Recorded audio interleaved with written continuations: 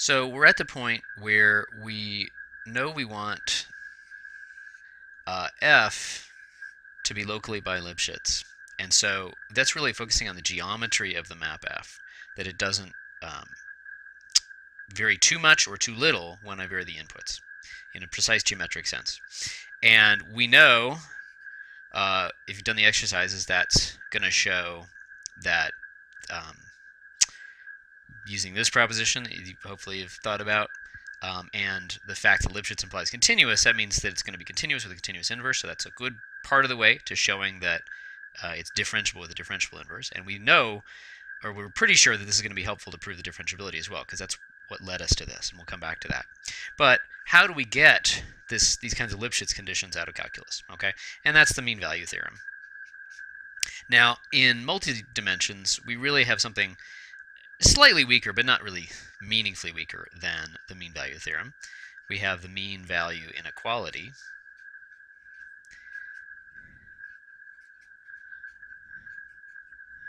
Okay, and that says basically that if the derivative of a map is bounded, then you get a Lipschitz map with that constant. And so let me just say a little bit. I don't want to go into too much on this because it's pretty standard preparation for this kind of material. But so here's one more definition before we go to that. See if my Sharpie holds out. It's getting kind of weak. We want to measure the size of a derivative in multiple dimensions, and that's the derivative is a linear transformation, a matrix. So given a, let's say a matrix, well, no, it's really a linear transformation. I want to think a little bit more abstractly about it.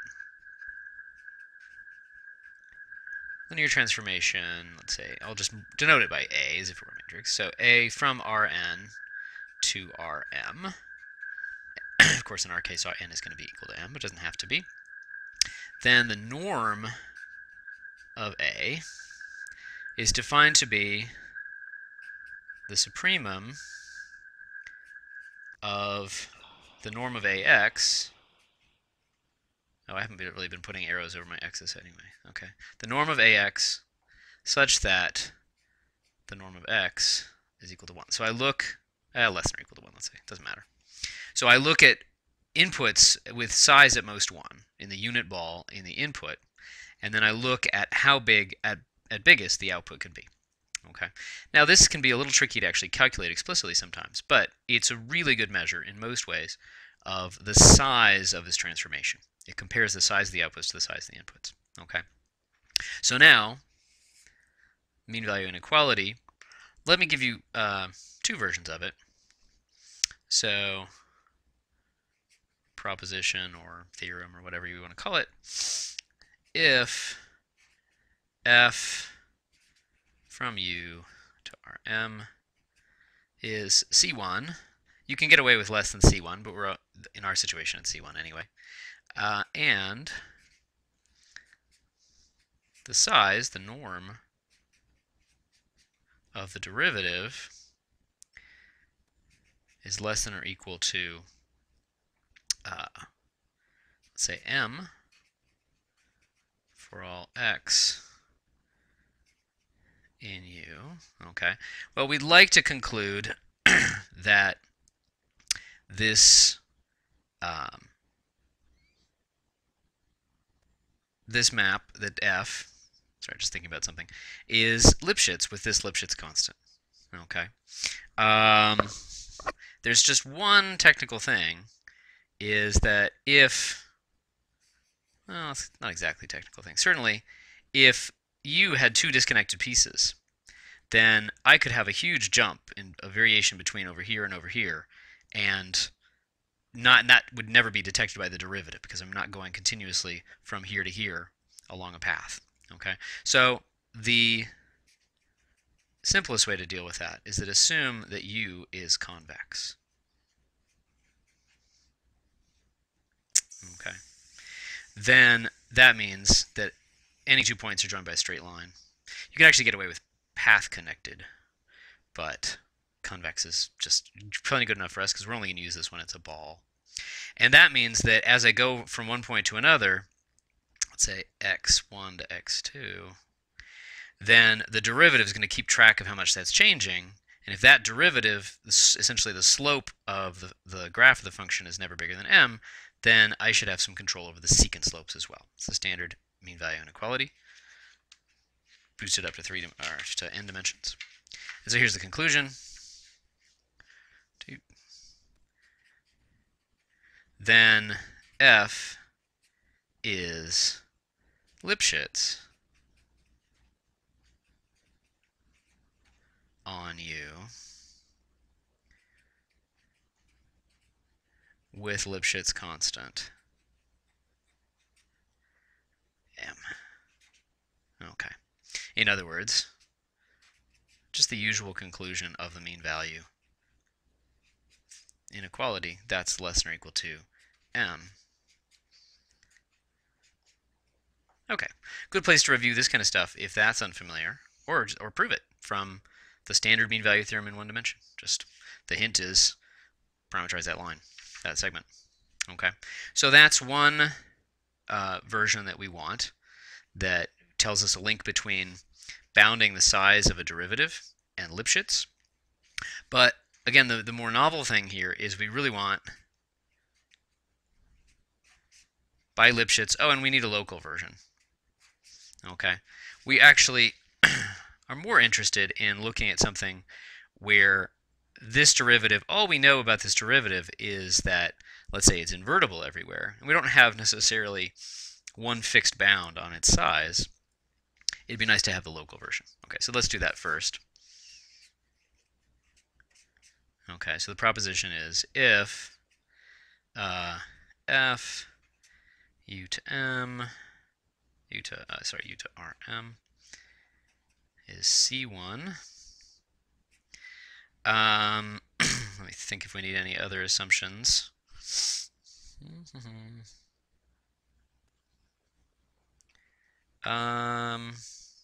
Not really. Then f is locally Lipschitz on U. Oh, and again, and U is convex. Okay. Actually, no, I don't need that. Never mind. As long as it's open, it's fine. Because, what's the proof? Here's our big set U. We want to show it's locally Lipschitz. Well, we just take for any particular x naught, we look at a ball around that. That is convex. Okay? And what do we know? It's also, so if like this is B, the ball centered at x naught with radius r, let's say the closed ball, that's compact, which in Rn here, that just means closed and bounded. You might have be aware of more general or fancy definitions, but here it just means closed and bounded. And we know that if this guy is C1, then we take the derivative at each point here of this set, this ball. That's going to have the norm of that's going to have a maximum.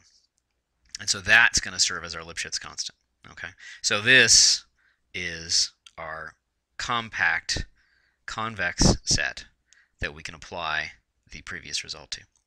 Okay, so it makes sense. As long as we have a very nice differentiability condition, where was that's the calculus part, then that implies a nice geometrical condition. Okay, so that's the locally Lipschitz part. And again, you might want to write out the details carefully for yourself. Okay. So, what about bi-Lipschitz? That's definitely more interesting. Right? It's a little more tricky to do that. And let me see if I have my cheat sheet. Okay. So, let's look at, so here's another proposition. Okay. So here we have to assume a bit more about the function, because certainly just not every nice function is bi-Lipschitz. If I look at this graph, if the slopes go to 0, that's not usually considered a bad function. Excuse me. But it's certainly not bi-Lipschitz. And so what do we need to assume here? So if, this is where we really bring in more of the assumptions about the inverse function theorem. F u to Rn is C1. Now, the n is the same n as the dimension of u. Okay. And now we're going to bring in this assumption. df of x is invertible for all x in u. Then f is locally bi-Lipschitz. So this is a big part of the proof, because this gives us the link between the actual condition we have on derivatives for the inverse function theorem and a nice geometrical condition that enables a lot of the proof, although not the entire thing. We're going to still have to work hard a little bit on some other stuff. Okay, so exercise. Complete the following sketch of a proof of this statement. I'm not going to fill in all the details intentionally to see if you can do some work here. Okay, so the idea, let me give you the idea, this is one of the big ideas in this theorem, is that we're going to go from df is close to, let's say, df of x. We're going to look locally. Here's some fixed point x naught, and we're going to look locally near that, some set v, let's say, inside u. And here's another point x, nearby x naught. If these two derivatives are close to each other, okay, then the claim is that in some sense f of x is close to this linear map. And that's a fixed linear map. We're going to call that A. And that's an invertible linear transformation, which is awfully nice. Okay. And if this is close to an invertible linear transformation, we want to picture that as some line with non-zero slope. Right? In one dimension, a linear transformation is just a line through the origin. The graph is just a line through the origin with non-zero slope. If my function is close to that, then it can't have too low slope. And that's the bi in the bi-Lipschitz part. Okay, so let's make that explicit.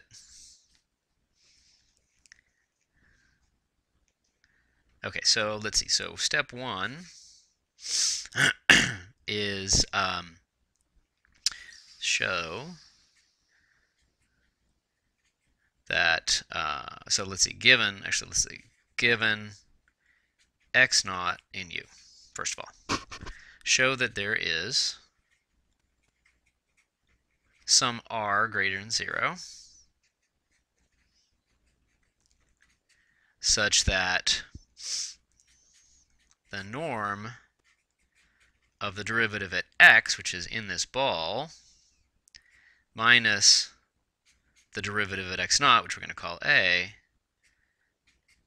those are close to each other compared to what the size of a is. Okay, and so that's going to say these are close to each other, and that's going to help bound this away from the dreaded case where this would be 0 or where the slopes would not be big enough. Okay. Okay, so that's your first task, and that really does involve using C1 in a very important way. Okay. Second thing is, let's define such an important thing. We've seen this already. What does it mean to work carefully with derivatives? The whole point of derivatives, doing careful results about derivatives, is you're assuming that linear transformations are well understood, and you're using assumptions that say, okay, my function, my nonlinear function, is well approximated by a nonlinear one. But you've actually got to do the details, and you can't just wave your hands and say, oh, it's well approximated. And so let's just actually look at the leftover. Let's look at psi of x in the very standard way is f of x minus f of x naught minus a of x minus x naught. This is the quantity that becomes small when x goes to x naught, so that if f is differentiable in the first place. Okay, and we're just going to look more carefully. This is like the quadratic and higher pieces, basically, of, if you want to think like the Taylor series of f. Okay, so let's define that. And if f is really close to a, we're saying the derivative of f is really close to a, we really want to think that f of itself is close to a. This should be small. This should be nice and controlled. Okay, so let's just look at the derivative of that guy.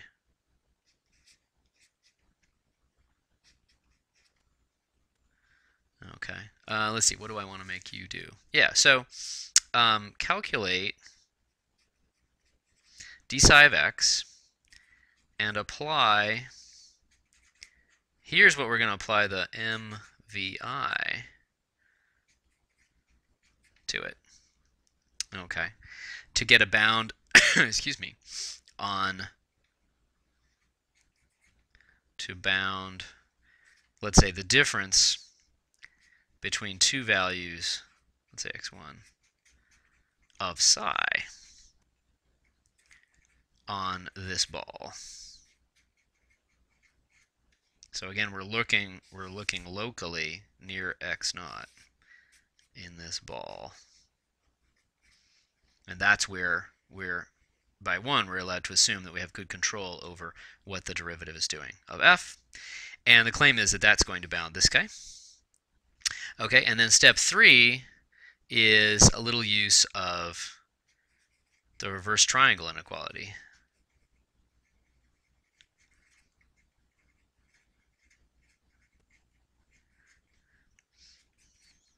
To bound, to show, I wish I could fit it on here, but I can't, to show that f of x1 and f of x2 can't be too close together, that it's greater than 1/2 magnitude a. And there's the bi in the bi-Lipschitz part. And that's the really most important thing we want to do. Step 4 is, while we're at it, we might as well show that f of x1 minus f of x2 is less than or equal to some other c. But that's actually covered, if you think about it, that's covered by previous theorems. The Lipschitz part of the bi-Lipschitz part. This is really the interesting part for us. It's saying that these aren't too close to each other. They're also not too far from each other, but they're not too close to each other. Okay, so I think I've left out just enough to make it interesting, but not too much to make it impossible.